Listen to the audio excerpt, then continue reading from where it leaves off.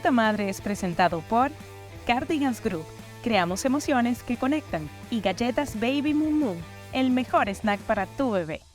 Hola, muy buenas tardes, días, noches, mañanas, a la hora que ustedes estén escuchando y viendo esto. Bienvenidos a otro capítulo más de Fruta Madre. Se escuchan, por producción se escuchan aplausos para tener público. ¿Cómo están? Hoy los invito a que estén en esta mesa, en donde hay muchas generaciones, en donde tenemos a la señora Eli como invitada, que es abuela. Tenemos a Roberto, ¿cómo quieres que te digamos? Robert, está bien. Robert. Y bueno, nada, vamos a conversar 3 puntos de vista. Una mamá de niños muy pequeños, una abuela que ya ha criado a sus hijos y un papá de un niño adolescente. Niño adolescente, bueno, es un adolescente. Sí. Así que bueno, los invitamos a que se unan con nosotros a esta conversación que va a ser, estoy segura, súper maravillosa. A ver, primero, preséntense, ustedes como quieran presentarse, porque ya a mí la gente me conoce. Bueno, mi nombre es Elizabeth y soy madre de 2 varones Ok. y crié a una sobrina muy chiquitita. Es mi hija. La Que no también es su tuve. hija. Ujú. La que sí tuvo, pero bueno, de otra manera. De otra manera. Sí, sí. Ok. Y bueno, en la actualidad tengo presente a una niña que nació entre nosotros, que cuando abrió los ojitos nos vio a nosotros y es como mi nieta. Es mi nieta, Es su porque ella me dice Abu. Y es Suave. un piojito muy lindo. ¿Qué edad tiene? Tiene año y medio. Súper. Robert. Bueno, yo soy papá de un chico preadolescente de 14 años, de quien además soy amigo, o sea, somos amigos y eso es un valor bien chévere. Y bueno, estoy viviendo todas las etapas de su crecimiento y de su evolución de una manera bien intensa, ¿no? ¿Tiene similitud o lo recuerdas a cuando tú tenías esos 14 años? No, no, la verdad no. Nada que ver, No. ¿por qué? Bueno, porque era otra manera de criar. Yo fui criado por unos padres de cierta edad. O sea, mis padres no eran jóvenes cuando yo nací. Mi mamá tuvo problemas para, para dar a luz. O sea, tuvo varias pérdidas antes de que yo naciese. Ok. Y, y ya cuando yo nací, pues ellos eran un poquito mayores, ¿no? Ok.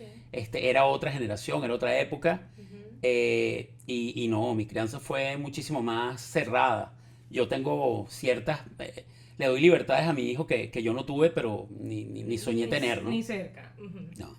Yo también pienso que hay situaciones, ¿no? En donde tienes a mamás, abuelas, pues, presentes dentro de la crianza de tus hijos. Hay situaciones en las que no. Yo no tengo a mi mamá cerca y mi suegra, pues la verdad ella es una persona bastante mayor, entonces no es que, ay, mira, aquí te ves.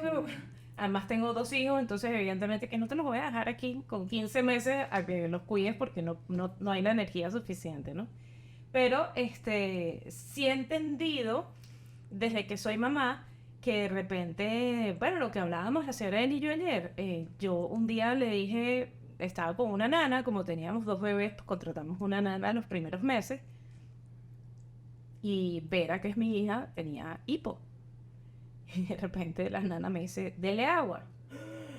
Y para mí eso fue como horror, pero ¿cómo le voy a dar agua si tiene días de nacidos? Tendrían, Claro. no sé, 20 días de nacidos o así. Claro, un ataque de hipo que le duró 2 horas y no, dele agua. Y yo horrorizada, yo le dije a mi esposo, ay, qué bota esta mujer no sabe nada de lo que está hablando. Y me fui, ese día tenía la cita con mi ginecólogo. Y le digo, ¿tú puedes creer? Yo aquí indignada, que es que esta la que contraté no sirve para nada. Y me dice, ¿por qué? Bueno, me dijo que le diera agua a la niña.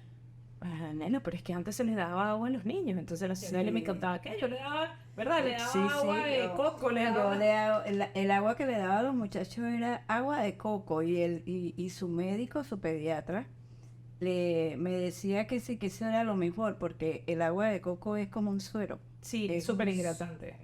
Sí, es el suero mira, natural, es un es el suero suero natural natural. y hasta el día de hoy ellos no sufren absolutamente nada. Ahí es donde yo digo, sí, hay diferencias entre las generaciones, ¿no? De Sí. repente hay mucha más información, las redes sociales tienen todo el mundo opinando porque todo el mundo es opinólogo. Tienes internet que tiene cualquier cantidad de información que en lo que tú googlees lo vas a conseguir. pero realmente es bueno volver a lo básico. Es decir, se tiene, por ejemplo, Robert, se tiene un instinto paternal. Sí, completamente, ¿Y lo completamente. seguiste cuando Sí, criaste a tu hijo? sí, sí, siempre, siempre, siempre lo seguimos. Yo creo que mi esposa y yo tenemos como el detalle de que somos como padres por vocación. Hay gente Qué que lindo. no, hay gente que no tanto, yo creo que nosotros sí.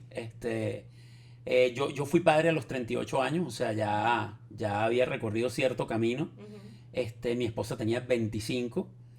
Entonces, digamos que somos como de generaciones diferentes, Sí. pero enfrentamos la paternidad bien en equipo, ¿no? O sea, bien juntos. Ok. Y hemos vivido cada etapa del crecimiento de nuestro hijo con muchísima intensidad. O sea, como te digo, yo recuerdo, por ejemplo, un episodio en el cual yo estaba cargando a mi hijo siendo bebé, no sé, tenía meses. Y le veo una ampolla horrible en el brazo, o sea, una lesión tremenda, llena de pus, horrible, una cosa que casi me desmayo del terror. Ujú. Y resulta que era la vacuna que le habían puesto. Ujú. Y yo, bueno, llamé al médico de emergencia. Eso fue una cosa, y era que la vacuna se ponía así, pues era normal. Yo no lo sabía, pensé, bueno, ahí le habían puesto, pero yo un día le levanto Sí. y se le descubrió aquello, y yo, ¿qué es esto? Y bueno, fue temas de inexperiencia, ¿no? A pesar de que yo, Claro. como te digo, fui padre, no era un padre jovencito, pero bueno, no lo sabía, pues. Pero es que yo pienso que no importa la edad que tengas, cuando eres papá por primera vez, eres papá por primera vez. Así de Puede simple. que hayas recorrido una vida maravillosa, que conozcas a la mitad del mundo, que hayas tenido mil experiencias de vida, que hayas sido... Pero es que ser papá es una cosa única. Sí, Y nadie, de verdad, eso no viene con libro. Y es algo nuevo que estás enfrentando. A mí, por ejemplo, perdón, me pasó cuando di a luz que me pegué mucho a mi mamá. O sea, me dio mamitis. Porque sentía que era ella la que me iba a decir lo que tenía que hacer. Era como, pero Sí. ¿y esto, a lo que me estoy enfrentando, quién me va a decir qué tengo que hacer? Y eso es bueno que tú escojas, bueno, es el consejo que yo les doy a mis amigas, como que escojas una o dos fuentes de información.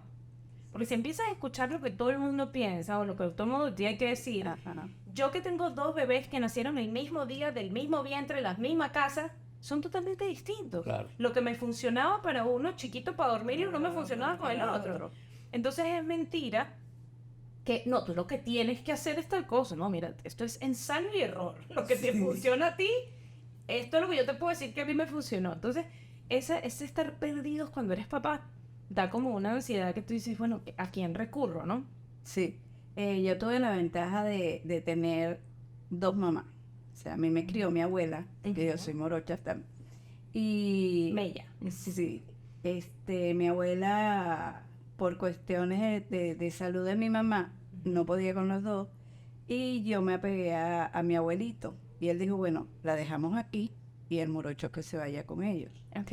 Y yo me crié con ellos. Y cuando yo tuve a Carlos, yo tenía al ladito, era mi abuela. Ujú. Son crianzas que esas personas eran muy fuertes Ujú. en no le hagas esto, no hagas esto. Y de hecho ella me decía cómo tenía que tomarlo para darle el pecho. Y yo me quedaba dormida y ella atajaba a Carlito. Imagínate, en varias oportunidades. Y Sí. tenía una gran paciencia. Ujú. Y después, bueno, yo los crié prácticamente solo porque las dos murieron y me tocó arriarlos sola ahí. Claro. Y siempre me decían, en el momento que tenía como los 7 meses, 8 meses, duerme porque después no vas a poder dormir. Eso es mentira. Eso es mentira.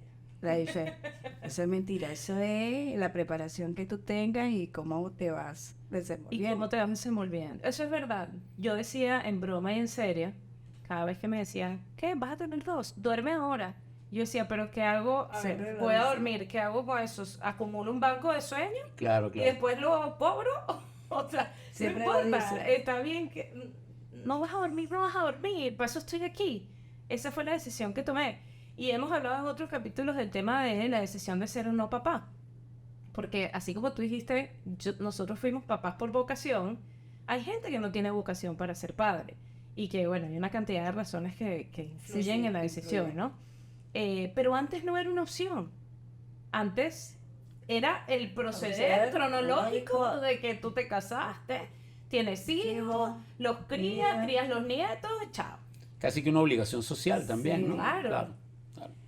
Y con la misma metodología que te enseñaban tus padres o tus abuelos. Ujú. Tienes que repetir el patrón. Sí, repetías el patrón, los valores, que eran muy importantes. Ujú.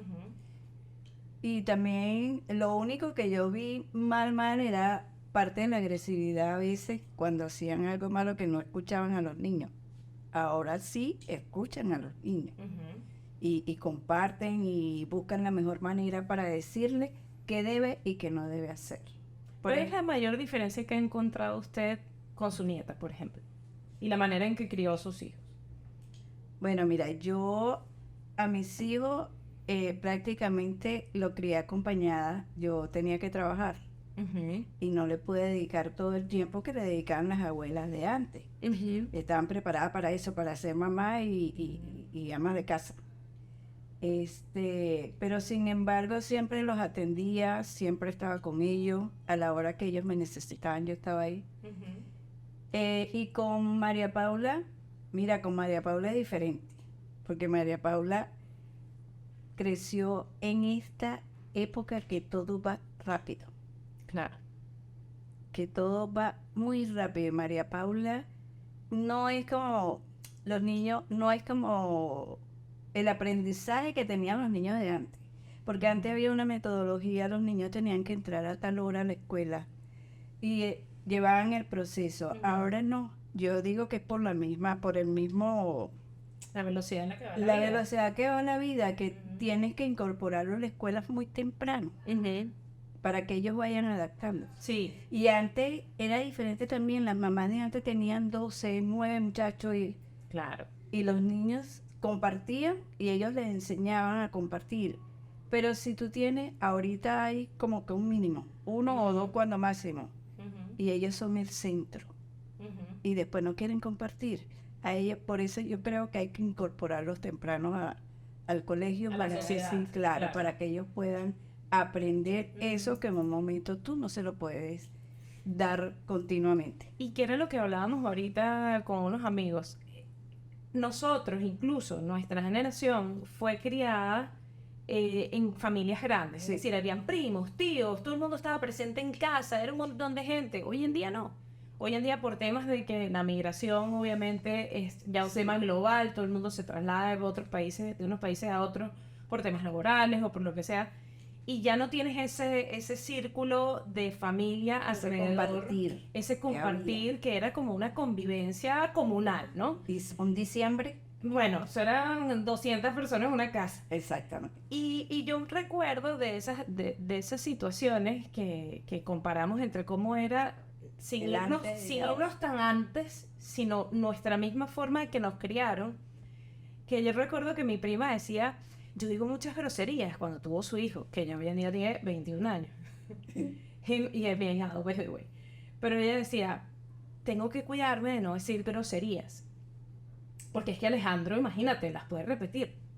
Hoy en día te tienes que cuidar de todo lo que todo dices. lo que dices, porque ellos Porque además hay una ola de crianza respetuosa que le llaman ahora, que yo estoy muy de acuerdo con eso, porque me parece que tiene un valor especial en que también se toma en cuenta cómo tú le hablas a tus hijos y las repercusiones que eso trae.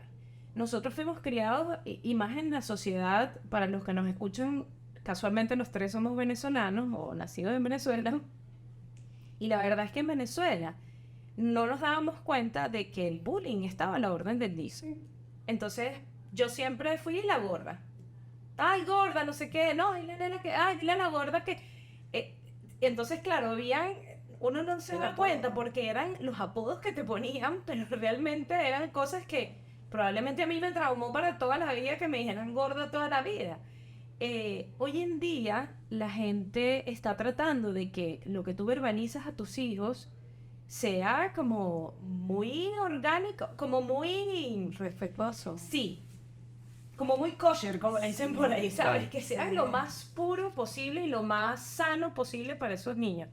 Y también hablan de esta nueva generación de cristal. Dicen que estas nuevas generaciones son mucho más delicadas y que si tú les alzas la voz y que me estás ofendiendo, son más conscientes de otras Agresivo, cosas. No seas agresivo porque Claro, no me trates agresivo. ¿cómo es eso? ¿Cómo es tener un adolescente o un preadolescente en casa? Claro, mira, por ejemplo, cuando te escucho, siempre pienso en mi crianza cuando yo era niñito. El estilo que hemos aplicado, que aplicamos nosotros con mi hijo ahorita en este tiempo, es muy diferente a aquel. Porque, por ejemplo, te voy a decir una anécdota que pudiera parecer medio dura, pero no la veo así. Más bien me parece que era nuestro mundo y nuestro momento. En mi casa había una correa cortada, con la mitad de la correa cortada en tiritas, colgada en un clavito exclusivamente para mí. O sea, era la correa que se utilizaba Para castigar. para disciplinarme Para cuando era disciplinar, necesario. ¿Ok? exacto. ¿Qué pasa? Yo era muy tremendo, era muy echador de broma, y yo veía que alguien se acercaba a esa correa, no importase para qué, o si iba hacia la correa, y yo ya me preparaba. O sea, ya Como los estaba, perritos. sí, ya estaba atento y o sea, si yo estaba comiendo y alguien se acercaba a la correa, yo me iba levantando así, ¿sabes? Como para buscar el espacio para salir corriendo. Sí, exacto. ¿Ok? Porque también pensaba, bueno, no sé si hice algo malo, pero si lo hice igualmente, me quedo tranquilo. No ¿no? lo tengo ahorita en la cabeza, Claro. pero seguramente lo hice. ¿Qué pasa? Eso va en contraste absoluto con la crianza de mi hijo, porque no aplicamos eso. Sí trato de darle disciplina, pero disciplina más bien por ser estricto con él en ciertas cosas, más que, la verdad es que nunca le pegamos ni le hemos pegado, 2 o 3 veces en situaciones muy puntuales, pero ni parecido a lo que me hacían a mí, que era casi diario además. Pero yo no lo veo como una violencia, ni lo recuerdo con trauma, ni con rencor, ni nada de eso, porque bueno, era la manera de criar a los niños en ese momento, y la verdad es que también me puso en mi sitio muchas veces, ¿no? Lo que sí reconozco de mis padres, lo reconozco muchísimo, es que me educaron en valores totalmente. De hecho, y bueno, ya que comentaste el tema de que somos venezolanos, en Venezuela y en Latinoamérica ha habido una gran pérdida de valores en la sociedad en general, y yo creo que a veces nuestros padres tomaron decisiones correctas en el tema de inculcarnos valores, porque yo ahora veo generaciones que no tienen los valores que tuvimos nosotros. Total.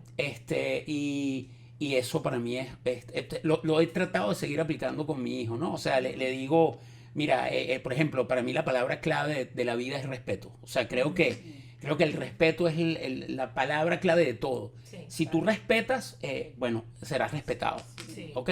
Y hay un gran camino avanzado cuando hay respeto. Exacto. ¿Qué pasa? Bueno, cuando tú me preguntas por el tema de la crianza de un niño adolescente, es durísimo. Yo tengo la suerte de tener un niño adolescente bastante madurito, Okay. que tiene además, es músico desde los 5 años, Wow. tiene 14, tiene 9 años tocando un instrumento musical, y eso le ha dado también una experiencia y un roce que lo ha hecho más maduro.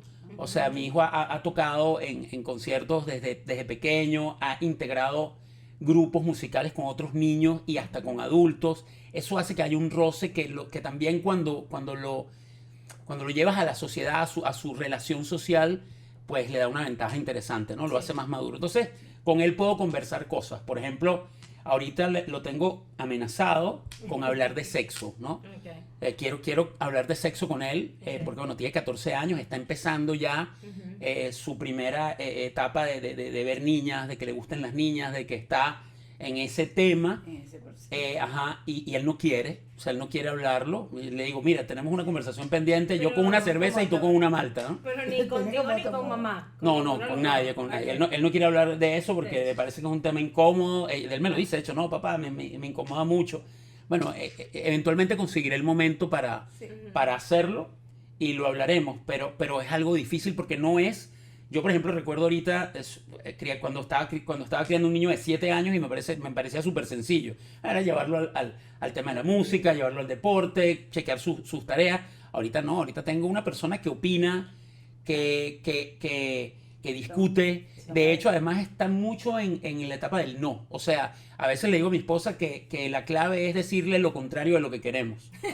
Sí, Ok. la psicología inversa. Sí, exacto. Decirle, sí, mira, sí, yo sí. no quiero que hagas tal cosa porque inmediatamente él te va a decir, exacto. Perfecto. Entonces, bueno, estamos en esa etapa. Es muy difícil, pero en mi caso lo veo hasta fácil porque yo no tengo un niño rebelde, Claro. salvajemente rebelde. No, tiene sus cosas y bueno, lo discute todo. Si tú le dices, por ejemplo, a él le encantan las hamburguesas. Cuando le digo, te quiero llevar a comer hamburguesas. No, hoy no me provoca hamburguesa. Entonces, es exactamente ese proceso. Hace poco, la contraria. sí, hace poco estuvimos de viaje y yo localicé, a él le gustan mucho unas hamburguesas que venden en el sitio donde viajamos y localicé un sitio para llevarlo de sorpresa a comer esas hamburguesas y lo localicé por internet y tal. Y lo llevé y resultó que cuando llegamos no quiso comer hamburguesas porque ese día no le provocaban. Pero eso es adolescencia pura. Y le dije a su mamá, estábamos en el sitio. Para ti. No, más bien. En ese sentido, No. como que, ay, Y tan además, sincero. y además ese día me pidió comerse unas hamburguesas que venden en todo el mundo por todas partes. ¿Ok? Entonces, no, y su mamá peló los ojos y le dije, no, mira, esto es parte de la adolescencia, hay que entenderlo. Comimos nosotros y él no. Y él comió en otro sitio, y además, imagínate, viajamos y yo hice todo mi plan para ir a ese sitio, pero no. Es parte de la adolescencia y eso. Es parte de la adolescencia. Bueno, yo tuve la gran suerte de trabajar con muchos niños adolescentes. Ah, qué bueno. Sí, porque yo soy docente de educación media y me tocó ese proceso, donde los muchachos siempre quieren llevarte la contraria, pero hay que saber manejarlos. Sí. Esa es una etapa y es una etapa muy bonita donde ellos no se sienten ni niños, pero tampoco son adultos. Entonces ellos quieren en un momento ser niños, pero en otras oportunidades quieren ser adultos. Claro, es que además no saben ni lo que son, ni lo que Entonces, quieren. esa es una etapa difícil que hay que saberla manejar. Entonces, esa oportunidad que usted tuvo de trabajar con los adolescentes, ¿le coincidió con sus hijos adolescentes o no? Sí. Sí. Cuéntenme algo, que quiero la opinión de ambos. ¿Cuáles han sido sus pensamientos más oscuros que han tenido como padres que no han dicho en voz alta por temor a ser juzgados? Pensamientos oscuros que hemos tenido, pero no hemos dicho en voz alta. Ojo. Puede ser momentáneo. Por ejemplo, yo. Ha llegado momentos que he dicho, ¿en qué me metí? O sea, ¿por qué tomé la decisión de ser mamá? Claro, obviamente cuando eres madre primeriza y tienes hijos muy bebés, muy chiquitos, estás muy cansado, no duermes durante muchísimas noches, estás agotado, tienes el estrés. Yo en mi caso tenía 2, entonces tenía el estrés de uno, del otro, de tal. Y de repente dije, pero ¿qué hice? Y no puedo echar para atrás. O sea, ya no puedo renunciar a esto. Son pensamientos que me venían a la cabeza, obviamente se iban, obviamente ya no existen, pero sí me llegó a suceder.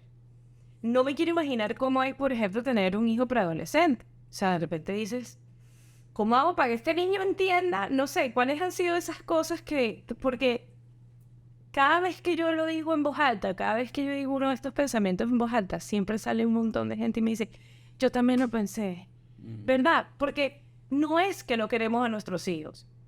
No es que no nos gusta la maternidad o la paternidad. No es que no somos buenos padres. Es que somos seres humanos y eso no lo podemos dejar a un lado. Entonces, esos momentos que de repente dices, tienes ese pensamiento, ¿qué pensamientos les viene o recuerdan que hayan sentido? Mira, hay una frase que la decía mucho, ¿por qué no, cómo se llama? Cuando estabas chiquito, ¿por qué no te comí? O sea, cuando hacían algo, ¿por qué no te comí? Me provoca comerte. Entonces lo hice. Ajá, ¿por qué no te comí en ese momento cuando hacían algo que me daba rabia? Pero ya después se me pasaba. Pero yo lo decía. Claro, porque uno como ser humano piensa automáticamente. Yo me acordaba, porque la gente decía, hay muchos padres que dicen, cuando le están haciendo cariño a los niños, ay, me provoca comérmelo, ay, me provoca...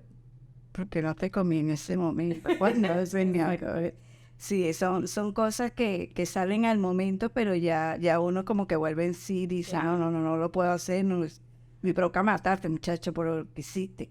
Algo que hacen que tú no estás de acuerdo por eso, pero ya después fluye y te quedas tranquila. Eso pasa en todo momento y en todas las generaciones, pienso yo. A mí mi pediatra me dijo un día, lo único que les voy a pedir, nos dijo a mi esposo y a mí, lo único que les voy a pedir es que por favor no jamaqueen a los bebés. Y que bueno, este tipo se volvió loco.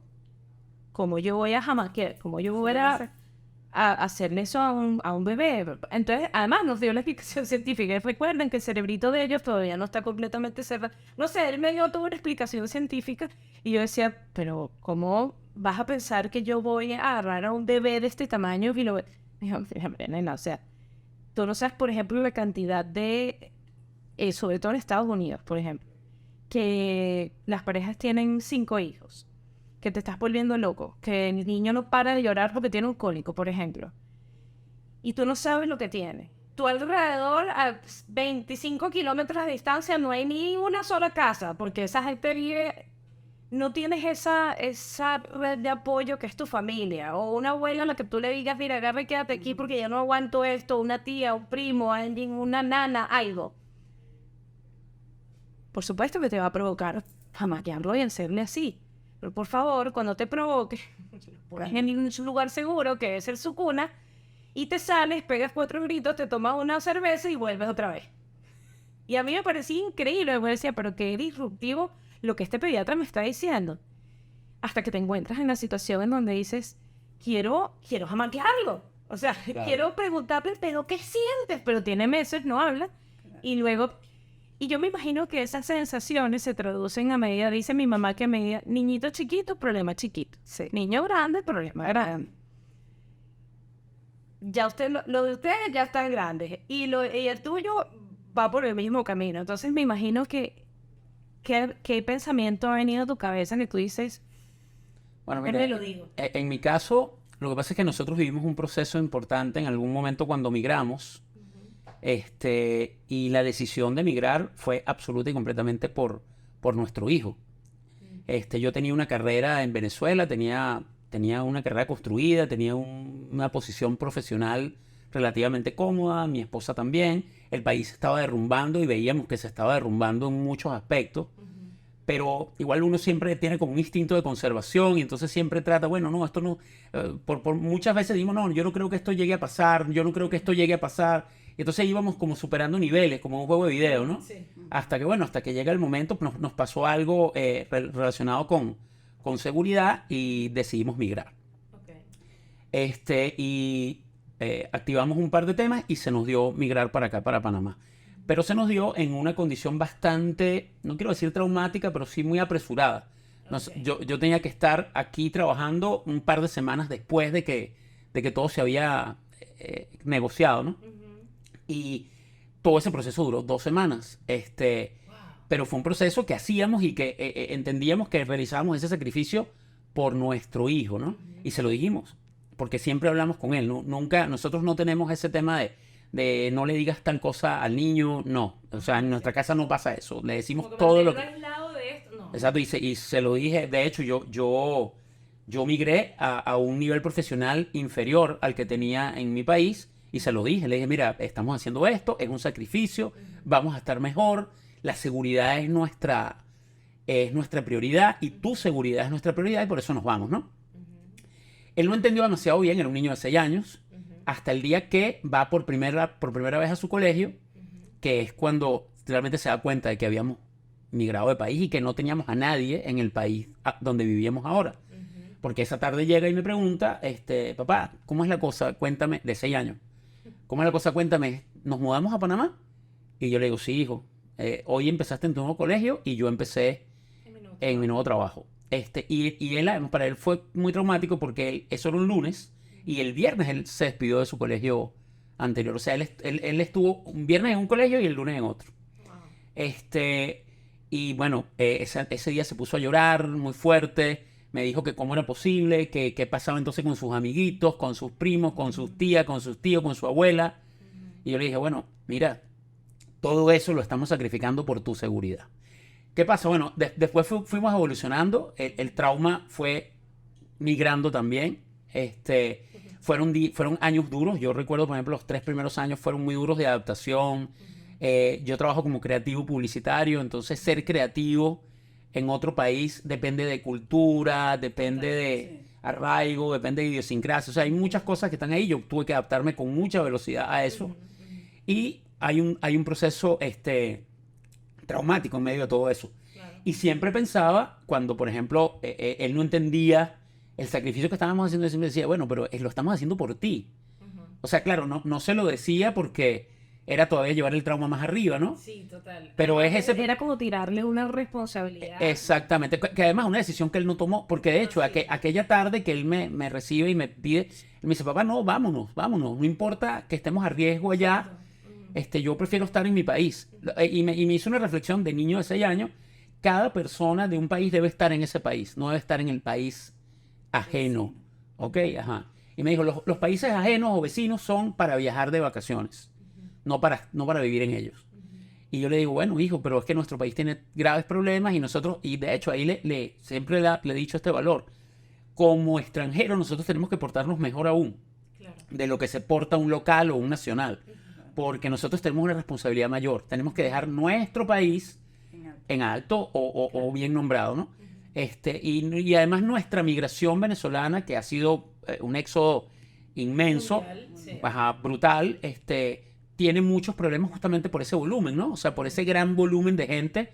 Hay países, pues, donde obviamente hay polémica sobre nuestra presencia. Entonces, yo creo que ese valor también he tratado de inculcárselo. Y ese es el pensamiento que normalmente, y lo tengo todavía, a veces ocurre. Por ejemplo, cuando saca mal, a mi hijo no le va tan bien en el colegio como yo quisiera que le fuese. Y a veces pienso y digo, bueno, hijo, esfuérzate, métele, porque mira el sacrificio que hemos hecho por ti. O sea, todo lo que hemos hecho, o sea, hemos dejado todo atrás. Yo además, hay una frase por ahí que dice que emigrar es morirse un poquito. Y es verdad. Claro. O sea, nosotros hemos estado aquí y hemos visto, no, pero se ha muerto gente en nuestro país y nosotros no hemos podido estar. Claro. Y eso es muy duro, ¿no? Eso es muy duro a nivel anímico. Y bueno, es parte de nuestra realidad, es parte de nuestra... No quiero dramatizarlo exageradamente, pero es parte de nuestra realidad y a veces trato de que él lo entienda, de que entienda el gran sacrificio por el que han pasado sus padres y que tampoco es tanto, hay sacrificios mucho mayores. Conozco gente que, yo me vine con trabajo, hay gente que sale de su país sin nada. Claro, por supuesto. O sea, yo Tú tenías no... por lo menos un plan. Absolutamente, Sí, claro. tienes un plan y que vamos enfocados como pareja y bueno, si tu hijo se tenía que adaptar, pues bueno, era por él, etcétera. Pero hay gente que sale sin ni siquiera saber qué es lo que va a hacer. Sí. Ni dónde va a estar. Sí, por eso no quiero sobredramatizar el tema porque, Claro. bueno, yo tuve un escenario muy privilegiado, Claro. y hay gente que tiene escenarios muy complicados y muy duros, ¿no? Tú sabes que ahorita que dices que cuando uno migra, uno se muere un poquito, ¿no? Cuando uno es padre también. O sea, hay un duelo de tu vida anterior. Porque ya probablemente tú dices que tú tuviste a tus hijos ya grandes. Bueno, imagínate, yo tengo casi 43 años y acabo de tener a los míos. Mi esposo tiene 48 años. O sea, los tuvimos más que grandes, ¿no? Y puede que no extrañemos tanto esa vida porque, como uno dice, uno quemó su etapa. Qué maravilla. Que es importantísimo, ¿no? Porque después entonces llegas a más adultos y entonces quieres hacer cosas de adolescente y tú dices, Que ya no, Ya no da. ya se te fue. ya ese barco se fue. Pero sí es cierto que uno extraña la comodidad que uno tenía antes, económica, física logísticamente hablando, ¿no? Sí. Era mucho más sencillo todo que cuando tienes hijos, porque dependes ya, fíjate, en tu caso ya tienes que pedir opinión, en su caso también, ya es como, bueno, vamos a llegar aquí a un acuerdo, mesa de diálogo entre familia para poder tomar decisiones. ¿Qué vamos a hacer? Claro, ¿qué vamos a hacer? ¿Qué podemos hacer? Pero ese duelo que uno tiene cuando uno es papá de la vida anterior. Yo lo hablaba con una terapeuta y le decía, pero es que a veces siento que, ¿dónde está la Nela de antes? Porque es que me falta un pedazo, o sea, me quitaron un pedazo, te dan otro. Te dan otro.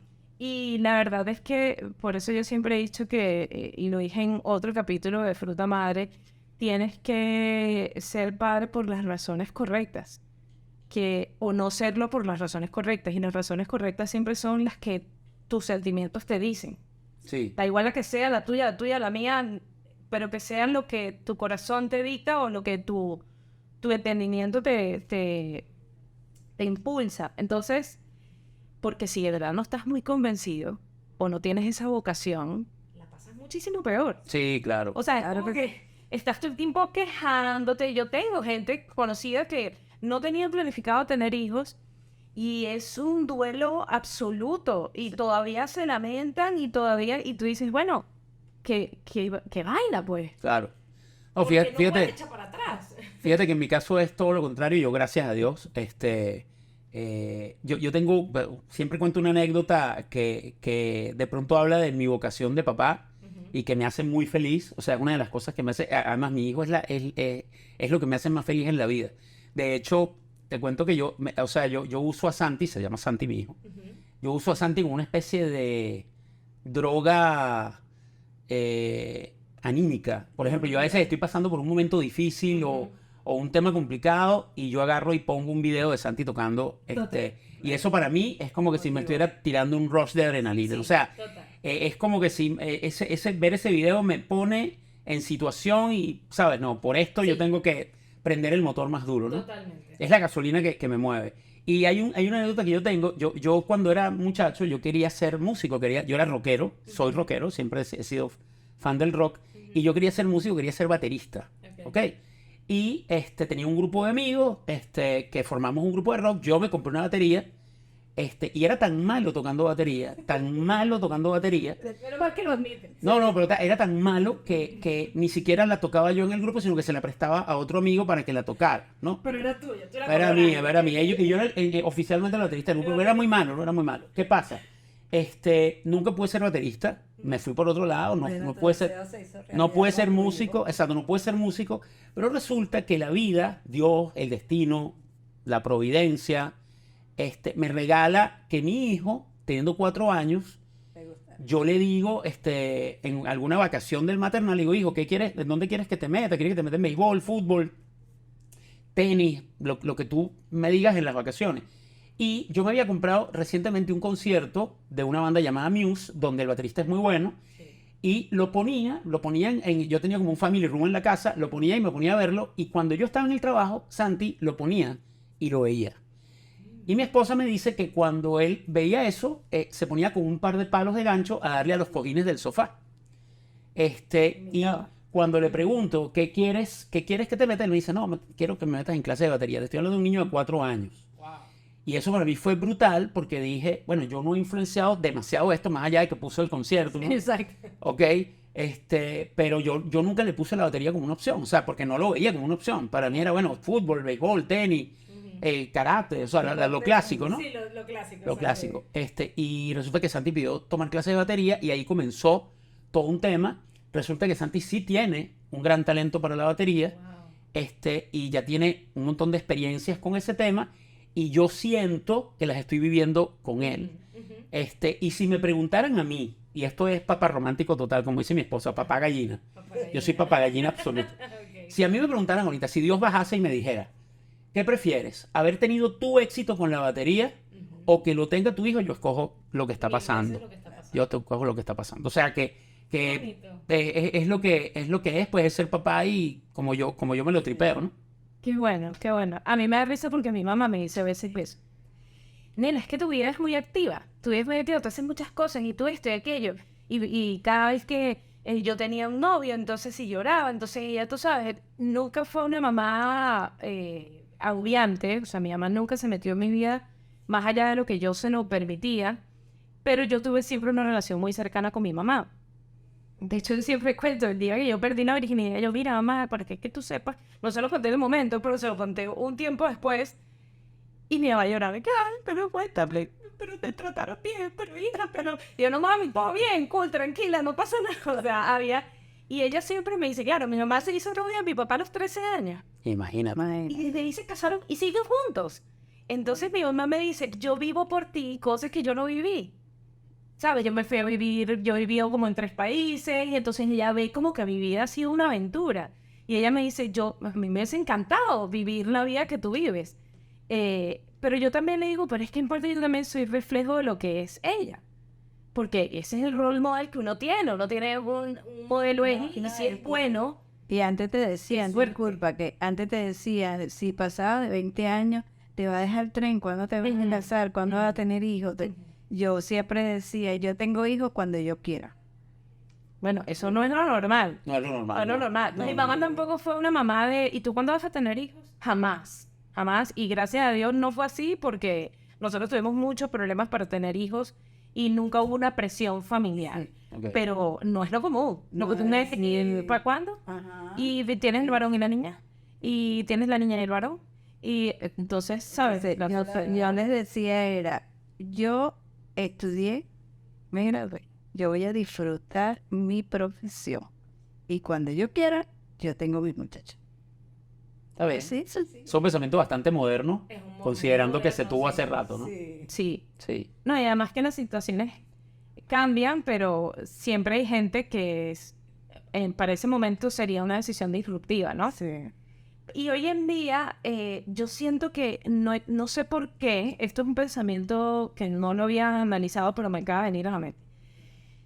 Yo siento que las mamás, hubo una generación de padres muy desentendidos, que es ahí donde yo creo que hubo un bache de los valores. Sí, como que, bueno, pero que sea feliz, que sea lo que él quiere y yo no le voy a decir, no, pero ya va. Aquí tiene que haber límites, tú tienes que inculcar respeto, Claro. en donde acaban tus derechos, comienzan los del otro, etcétera, ¿no? Y hubo como una dejadez de una generación, creo yo. Una generación que sí. Sí, que como que, no, yo no me padre moderno, espérate, no, ya. Y ahora como que estamos volviendo un poco a esa generación más conservadora. Porque quizás nos dimos cuenta que se escapó un poquito de las manos la situación. Puede ser, no sé, estoy aquí o nada. Pero ahora tú ves, por ejemplo, las redes sociales, que yo soy enemiga a 100% de esas momfluencers que todo lo pintan como que es perfecto, porque eso incluso asusta a la gente a tomar la decisión de, pero espérate, es que eso no es verdad. Y esas ganas de que toda tu vida sea perfecta y toda tu vida quede súper linda y toda tu vida tiene un filtro. No estoy en contra de las influencers que son mamás y que expongan su vida en las redes, me parece genial. Yo no tengo ningún problema con eso. Pero tiene que haber una cuota de realidad. O sea, la gente debería ser responsable de entender que lo que tú estás viendo en 15, 30 o 60 segundos es una parte de la situación. No es necesariamente la situación completa. Entonces, a veces te lo pintan tan perfecto que llega un momento que tú dices, ¿y entonces qué es este desastre que tengo yo aquí en mi casa? O sea, mi casa no es así, estos niños me tienen vuelta loca y yo soy un desastre y yo no sé todo el día maquillar y... Entonces, y a medida que va pasando los años, pues tú como mujer o como padre te estabilizas en volver a ser un poco lo que eras tú. Pero siento que sí hay ahora como, no es un retroceso, sino como unas ganas de volver otra vez a lo correcto, a hacer todo perfecto. Y eso creo que viene un poco maquillado por el tema de las redes sociales. No sé si yo lo exagero un poco, pero cuando yo me encontré con lo que era la realidad de la maternidad, yo decía, pero es que esto no era como me lo habían pintado. Igual que lo de amamantar o que el tema de, no, pero es que esto es muy sencillo, pero tú tienes que estar relajada. Era lo que decía al principio, pero pues para no todas las personas es igual. Entonces, generalizar es un poco delicado. No, yo creo que tienes razón, porque la verdad es que las redes sociales están lejos de la realidad. O sea, es un escenario utópico en toda ley. Entonces yo creo que cada quien tiene que vivir su realidad. Yo particularmente trato de consumir las redes sociales con la conciencia de que lo que estoy viendo es lo que es, pues, ¿no? Asusta un poco porque las audiencias a veces no lo interpretan así, pero yo creo que esa es la verdad. O sea, lo que has dicho, y sobre todo en el tema de relaciones de padre e hijo o de madre e hijo. O sea, eso es muy complejo, hay momentos muy duros. Por ejemplo, le voy a poner un ejemplo. Yo ahorita estamos medio asustados y aterrados porque Santi comienza ese periodo de ir a fiestas. Sí. ¿Ok? Acaba de ir a su primera fiesta, o sea, ha ido a solo una, ¿no? Fue una fiesta donde terminó a las 2 de la mañana en una casa de un amigo, lo llevamos y lo buscamos, ¿ok? Pero nosotros, como padres, no hallábamos qué hacer.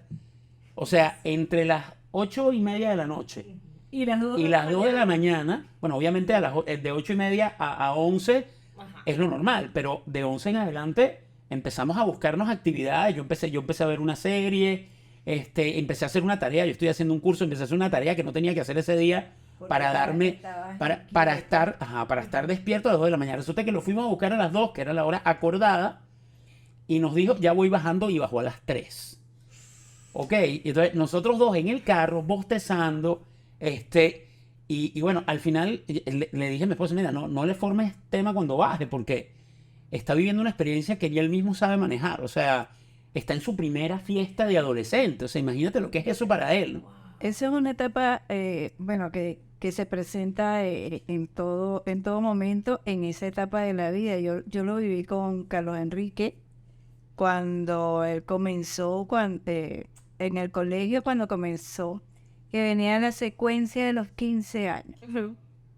Toda la semana yo tenía que llevarlo en los Oscar o nos poníamos de acuerdo. Yo lo llevaba al grupito y la mamá de otro compañerito lo buscaba y lo iba repartiendo. Pero en la casa yo no me dormía hasta que no llegaba. Sí. Yo ahora entiendo mucho eso que dicen de que uno no duerme. Sí, exacto. O sea, de que no duermes cuando es bebé, pero tampoco duermes. Yo lo entiendo. O sea, la verdad es que me aterra el tema de que yo soy muy papagallina, ya lo confesé. Es más, El cuando tema llega de... esa etapa y como las condiciones que se están dando ahora, es la cuestión del licor, de las drogas, de toda una cantidad de cuestiones, entonces ahí es cuando menos tú duermes, estás más inquieto. Pero tu pensamiento de esas horas de diferencia, porque yo me hubiese bajado y lo busco, o sea, No, pero es que... pero es ese pensamiento de, mira, no le vayas a hacer tema porque ni él mismo sabe en lo que está. Eso no lo hubiesen pensado nuestros padres, No. ¿sabes? nunca. Mi papá, yo bajo una hora después de que me está esperando abajo y bueno, Ya, yo he enterado hasta el dueño de la fiesta, ¿sabes? Pero lo que tú dices es verdad, porque tú lo dijiste al principio, tú eres amigo de tu hijo. Y es una línea muy delgada entre ser amigo de tu hijo y que no haya autoridad, ¿sabes? Porque tú dices, hay generaciones que dicen, yo no soy amigo de mi hijo. Yo creo que mi hermano me lo dijo una vez. No, yo no soy amigo de mis hijos. Yo soy su papá. Yo soy más de la de, prefiero ser amigo y que me cuentes. ¿Por qué? Porque la relación que yo tuve con mi mamá fue muy así. Mi mamá es mi mejor amiga actualmente. Bueno, ahora creo que le están destronando porque ver a mi hijo va a ser mi mejor amiga. Pero cuando ella hable, y no entienda. Ok. Pero es su momento. Pero por ahora, ella todavía tiene el puesto de mi mejor amiga. Y es eso, hay que tener confianza, no puedes ser tan autoritario porque entonces te tienen miedo, mejor no le cuento esto a mi papá porque entonces aquí, bueno, se va a formar. Pero ¿cómo hacen para que también haya respeto? En mi caso es un tono de voz. Santi sabe que cuando yo pongo un tono de voz, que es el tono de voz específico, ya no somos, en ese momento ya no somos amigos. Es papá hablando de eso. Exactamente. Ok. Y él lo sabe, lo tiene clarísimo. Pero es un momento. O no, Que puede no ser, tiene por qué o, romper la o puede ser un relación. rol prolongado, pero es un tono de voz Y específico. también gestos. Por ejemplo, a mí me pelaban los ojos y ahí se sabía. Ah, sí, a mí Mi papá también. nada más hacía así y ya yo, Sí. bueno, me daba por entendida y servida de que igual cuando llegabas a casa, eso iba a ser otro tema. Ajá. Sí, exactamente. Así mismo. Y era terrible ese viaje a la casa cuando uno iba porque uno sabía lo que le esperaba, ¿no? En la casa. Hablamos en la casa. Terrible. Cuando me expulsaban del colegio, mi mamá me decía, te vas a arreglar con tu papá lo que llegues.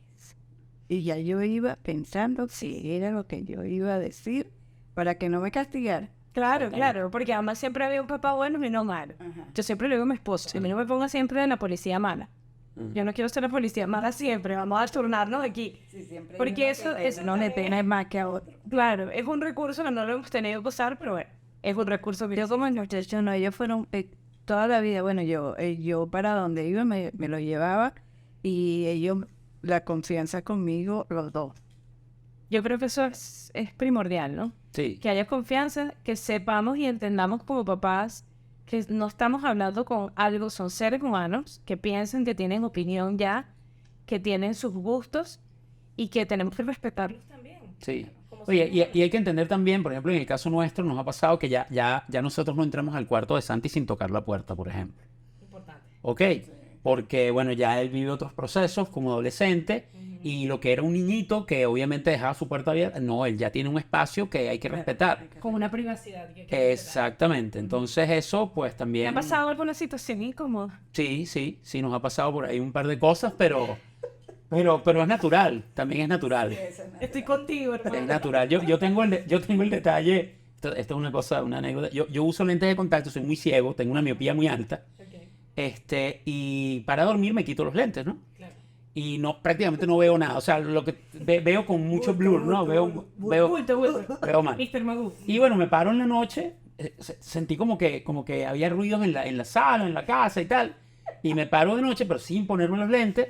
Voy a la sala, veo que todo bien y tal. Abro la puerta del cuarto de mi amiguito y veo una situación extraña.